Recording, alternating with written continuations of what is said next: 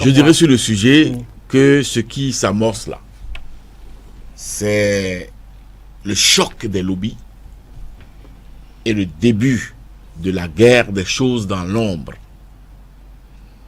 Et d'ici à là, c'est l'hégémonie, n'est-ce pas, du leadership du président Patrice Talon sur les acteurs politiques.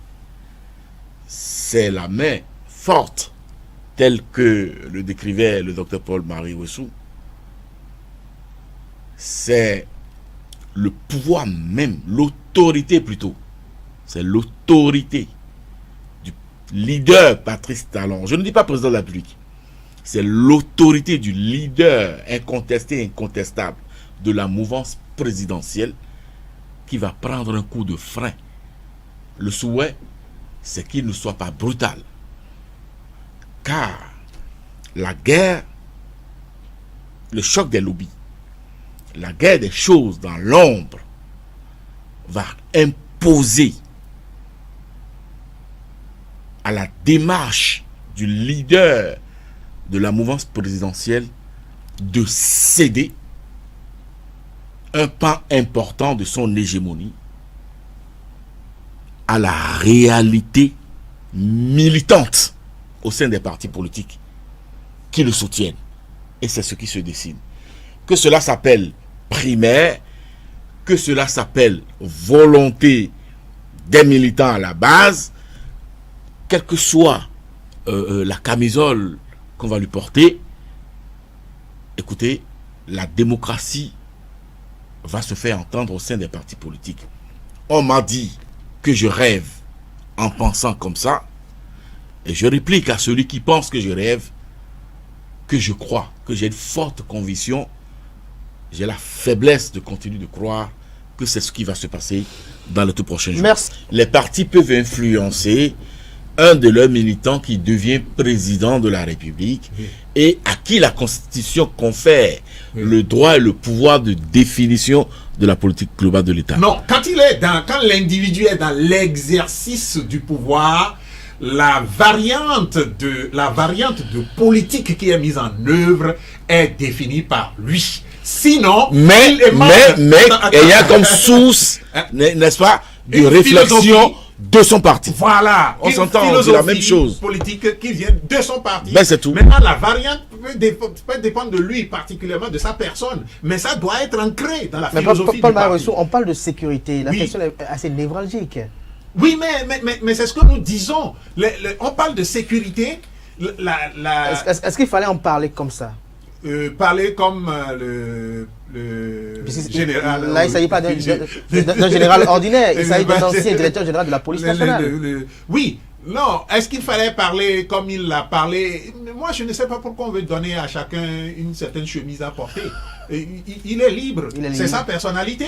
Vous pouvez le juger, vous pouvez l'injurier. Il a dit ce qu'il a dit. Vous ne pouvez pas changer ça. Mais ce qui est important, comme je l'ai dit tout à l'heure, c'est de pouvoir voir ce qui est utile dans ce qu'il a dit.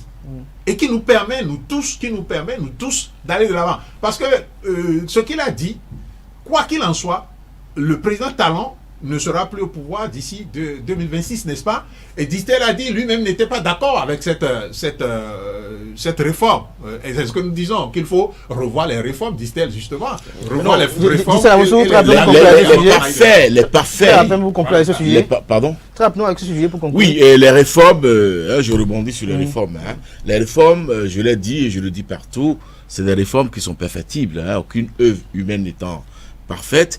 Il appartiendra aux partis politiques, aux chapelles politiques, au fil du temps, n'est-ce pas, de regarder ces réformes-là en fonction de leur prisme sociologique, idéologique et de leur vision. Mais il ne suffira pas de venir dire balayons toutes les réformes. Non, il faudrait que ces réformes-là deviennent le socle du développement du Bénin. Et on pourra les parfaire par endroits, n'est-ce pas, les polis sur la durée. D'où, n'est-ce pas, le combat qui doit être celui de tous les Béninois par rapport à la réalité de la réforme du système partisan, par rapport au bon fonctionnement des partis politiques qui doivent se déterminer par rapport à leur idéologie, leur vision, leur fonctionnement, et que la démocratie s'incruste désormais dans le fonctionnement des partis politiques. Qu'on arrête de coopter les responsables des instances des partis politiques. Cela s'observe également au niveau des démocrates. Cela s'observe au niveau de l'UP Le Renouveau. Cela s'observe au niveau du bloc républicain. Il faut que les partis au Bénin deviennent de réels partis politiques. Ce n'est que comme ça que celui qui aura la chance de prendre la clé de la marina demain ou après 2026 soit un produit de partis politiques, donc porteur de l'idéologie, de la vision d'une chapelle politique.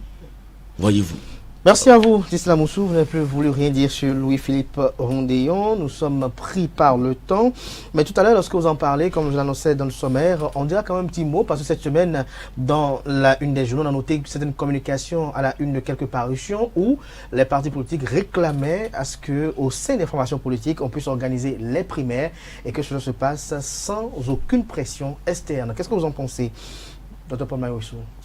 Je ne sais pas qui sont ceux qui... Les instigateurs de cela. Je ne sais pas qui sont ceux qui réclament ça dans les partis politiques, mais ils réclament ce qui devrait être fait, ce qui devrait être fait.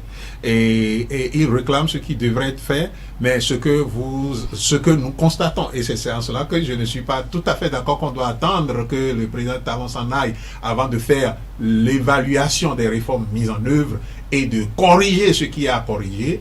C'est que il est important que les personnalités qui tiennent les fils dans les partis politiques lâchent les fils. Parce que si, je le dis, c'est pour le bien autant du président Talon que pour nous tous. Parce que, vous savez, si le président Talon continue de mettre la main forte sur les partis, comme ça a été le cas jusque-là, je crois même que le bloc républicain aussi la main forte là-bas, et la main forte à l'UPR, s'il continue de mettre... Elle n'est pas forte au niveau des démocrates? La main aussi est forte au niveau des démocrates, c'est parce qu'aujourd'hui, vous savez que le président Yahi Boni est le centre de tout. L'épicentre. Voilà, chez les démocrates. Donc, et c'est pourquoi je dis, c'est dans tous les partis politiques. Si ces personnalités continuent de garder les mains fortes comme ça sur les partis, vous savez, en politique, tout change. Hein. Il y a une semaine, Donald Trump était parti gagnant. Hein. Il était parti gagnant. Et vous voyez aujourd'hui, tous les sondages disent que comment il s'appelle maintenant, Kamala Harris qui va remporter les... Non, vous allez mettre la main forte sur un parti, mais quand vous serez parti et que ceux qui viendront verront leurs intérêts contre vos intérêts, vous allez commencer à avoir des problèmes.